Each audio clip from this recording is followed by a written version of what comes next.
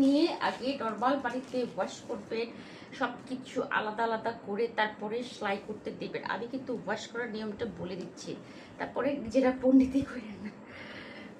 Dress দিয়ে আগে normal পানিতে আপনার ইন্ডিভিজুয়াল বাট আলাদা আলাদা করে সবকিছু ওয়াশ করবেন, তারপরে সেলাই করতে দিবেন।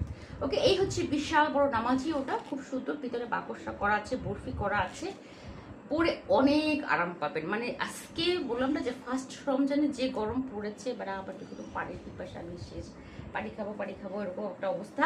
তো তার মধ্যে যদি আপনি একটা আরামের ড্রেস সারাদিন পরে থাকেন আর কাজ করতেও আপনার আরাম লাগবে, কমফোর্ট ফিল করবেন, তো সেই ক্ষেত্রে আমাদের কিন্তু এই বেক্সি বা চিকের উপর বাটিক হয় না। হ্যাঁ, আরেকটা কথা, অর্গেন্ডির কথা অনেকে জিজ্ঞেস করতেছেন যে আপু অর্গেন্ডিগুলো শক্ত হবে কিনা, বাট অর্গেন্ডিগুলো খসখসে হবে কিনা। না, সেম সেম সেম, শুনে রং